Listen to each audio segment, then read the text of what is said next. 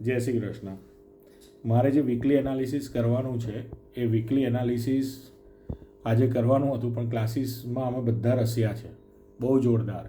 હું શીખવાડનાર અને મારી જોડે 5 જણા શીખનાર, બધા આજે નોકરી પરથી આવ્યા છે, પણ કોઈના મોઢા પર થાક દેખાતો નથી, બધા સ્માઇલિંગ છે. હવે મારું સારું ટીચિંગ છે કે એ લોકોનો ઉત્સાહ છે મને ખબર પડતો નથી, રાઈટ? તો હવે એક એક કરીને આપણે બધાનો ઇન્ટ્રોડક્શન લઈએ અને પછી આ વીકનું શું એનાલિસિસ છે એ હું કહીશ.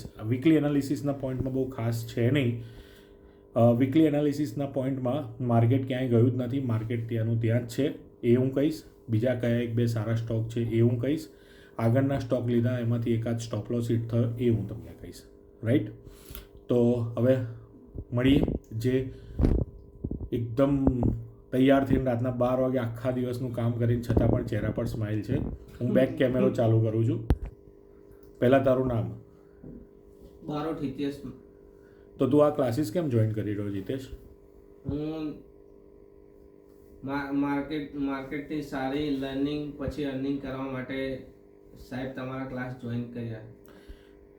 આપણે અત્યાર સુધી જે પણ શીખ્યા એનાથી તમને કેટલા ટકા કોન્ફિડન્સ આવ્યો કે હું આટલા ટકા સારી રીતે કરી શકીશ? બેટર મને પહેલાં એવું હતું કે શેર માર્કેટ શીખવું એકદમ ક્રિટિકલ છે, પણ તમારી જોડે જ્યારે ટીચિંગ ચાલુ કર્યું ત્યારથી એવું લાગે કે મને 50% તો કોન્ફિડન્સ આવી ગયો છે કે હું મારા પૈસા હું નહીં ગુમાવું. ઇનકેસ ક્યારે હું પોતાના પૈસા ક્યારેક બચાવી રાખીશ માર્કેટ ના કરીને, પણ અત્યારે એટલો કોન્ફિડન્સ આવ્યો કે હું 50 જ્યારે નાખીશ ત્યારે 50% તો મારું કોન્ફિડન્સ છે મારે. ઓકે, નેક્સ્ટ તારું નામ? મારું નામ પાર્થ પંચાલ છે. ઓકે પાર્થ, તને એક સવાલ. હા, તને શું લાગે માર્કેટ અહીંયાથી ઉપર જશે કે નીચે જશે? અત્યારે માર્કેટનું અપ ટ્રેન્ડ ડાઉન ટ્રેન્ડ બંને જોઈને પછી આપણે કરી શકાય. તારો શું વ્યૂ છે અત્યારે માર્કેટ માટે, કે અત્યારે ઉપર જશે કે નીચે જશે? અત્યારે અપ જશે. અત્યારે અપ જશે. ઓકે, તને આ ક્લાસીસથી શું ફાયદો થયો? આ ક્લાસીસથી મને સાવ નોલેજ નહોતું, ત્યાંથી બેઝિકથી ચાલુ કર્યું, ત્યાંથી મને થોડી ઘણી ખબર પડવા માંડી કે આ રીતેનું માર્કેટ હોય છે, કે આપણે કઈ રીતે ટ્રેન્ડ કરવું, કે આપણે લોસ બીજું આગળ ના કરીએ, માટે આપણા પૈસા બી સેફ રહે. ઓકે, માર્કેટ જુગાડ છે એ વસ્તુ સાચી છે? ના, એ મેન્ટલી ઉપર જાય, આપણે સાયકોલોજી. શું સાયકોલોજી? જુગાર રમવું જોઈએ કે ના રમવું જોઈએ? જુગાર તો ના રમવું જોઈએ. ઓકે, અને માર્કેટ જુગાર નથી? ના. યસ. પૂર્વા ગજ્જર નામ છે મારું, અને આ ક્લાસીસ મેં એકચ્યુઅલી અર્નિંગ માટે જ શરૂ કર્યા હતા, બટ બેઝિકલી કેવું કે રિસ્ક ટેકરનું નથી. બેઝિકલી કે હું આંખ બંધ કરીને રિસ્ક લઈ લઉં એટલા બી પૈસા નથી કે એટલે પછી ટ્રેનિંગ માટે આપણે અહીંયા ભેગા થયા છે બધા, કે ટ્રેનિંગ લઈ લઈએ એક વખત, પછી કોઈ બી વસ્તુને શીખીને આગળ કરીએ ને તો મજા આવે બેઝિકલી. યસ. પૂર્વા, અત્યાર સુધી તું કેટલું શીખી અહીંયા?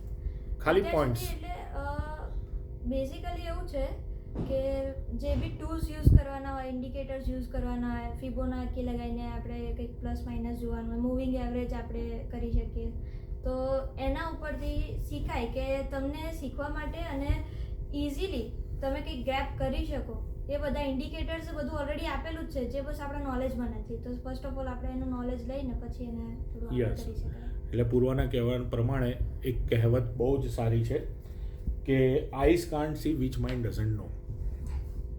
બરાબર? એટલે આ ખુશ્બુ. હાય, મારું નામ ખુશ્બુ ગજ્જર છે અને હું આ ક્લાસ એટલા માટે જોઈન કર્યા કે મેં બેઝિકથી લઈને અત્યારે જ્યાં સુધી મારું નોલેજ થાય ત્યાં સુધી હું બેસ્ટને રિસ્કી ના થાય એ પ્રમાણનું અર્નિંગ કરી શકું શેર બજારમાં. યસ.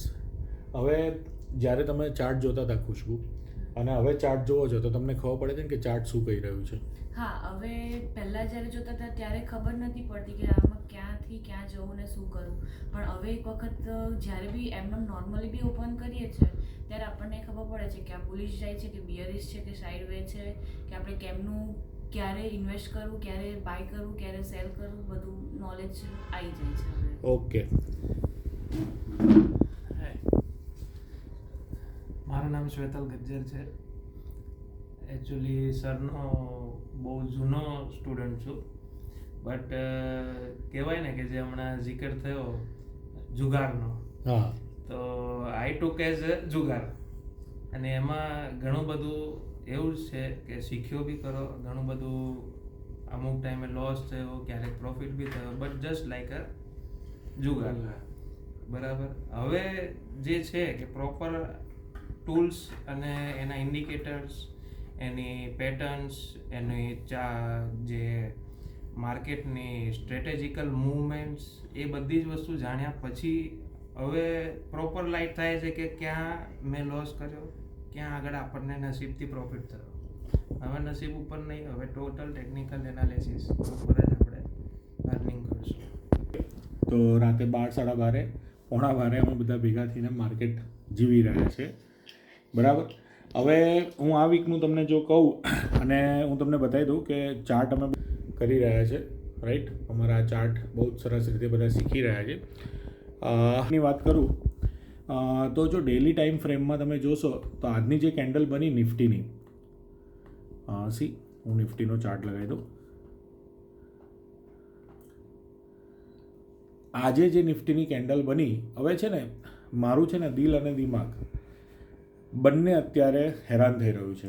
દિલ એવું કહી રહ્યું છે કે ભાઈ આ ડબલ બોટમ મૂવિંગ એવરેજની પાસે બની 23,500ની આસપાસ, બસ આને ભગવાન સારી રીતે બનાવી દે અને અહીંયાથી માર્કેટ ઉપર જતું રહે, આ મારું દિલ કહી રહ્યું છે. અને મારું દિમાગ એવું કહી રહ્યું છે કે આપણે વીકલીની કરેક્શનમાં છે, એટલે વીકલીની કરેક્શનમાં છે એટલે અહીંયા જે 23,400થી બાઉન્સ આવ્યો તો 24,842 સુધીનો, એ બાઉન્સ એની કરેક્શન વેવ છે, કરેક્ટિવ વેવ છે. અને હવે એ નીચે હજુ 23,200ને તોડીને હજુ એક નીચેની તરફ આવશે એવું મારું દિમાગનું માનવું છે. પણ દિલ તો એવું જ માની રહ્યું છે કે અહીંયાથી માર્કેટ ઉપર જાય અને મારો જે સારો એવો બનેલો પોર્ટફોલિયો છે એ ફટાફટ મને રિટર્ન આપે અને હું સારું એવું કમાઈ શકું, રાઈટ. હવે સ્ટોકમાં હું તમને કહી દઉં કે એક્સિસ બેંક મેં જે તમને પહેલાં કીધેલો, તો એક્સિસ બેંકની અંદર સ્ટોપ લોસ લઈ લેજો. એક્સિસ બેંકમાં હવે સ્ટોપ લોસ આવી ગયો છે, મેં પણ મારો સ્ટોપ લોસ એક્સિસ બેંકમાં હિટ કરી લીધો છે. ઓપ્શન્સની વાત કરું તો ઓપ્શન્સમાં લાસ્ટ ટાઈમ મારે તમને ઓપ્શન્સ આપવાનું રહી ગયું હતું. લાસ્ટ ટાઈમ મેં ઓપ્શન્સમાં એસ્કોર્ટ્સ લીધો હતો, પણ એસ્કોર્ટમાં શું છે બહુ વોલ્યુમ નથી એટલે ના લીધો, એ જ સારું કર્યું. પણ આજે મેં બજાજ ફિન્ઝેવ લીધો છે ફેબ્રુઆરીનો, 1700નો કોલ લીધો છે, રાઈટ. તો એ જો કોઈને લેવો હોય તો લઈ લો. એનો સ્ટોપ લોસ જ્યારે થશે ત્યારે આવતા વીકમાં હું તમને કહીશ. જ્યારે એનો ટાર્ગેટ જોઈએ આવતા વીક સુધી આપણે રાઇડ કરીએ, ટાર્ગેટ આવશે તો હું ટાર્ગેટ આવતા વીકમાં કહીશ. અત્યારે બહુ વાત કરવા જેવી છે નહીં. માર્કેટ હજુ 25,200ની ઉપર નહીં તોડે ત્યાં સુધી હું એમાં ફૂલ્લી બુલિશ નહીં થઉં, અને 23,200 નીચે જશે તો એક કન્ફર્મેશન આવી જશે કે વીકલી કરેક્શનમાં જઈ રહ્યું છે. ઓકે, બાય, ગુડ નાઇટ, જય શ્રી કૃષ્ણ.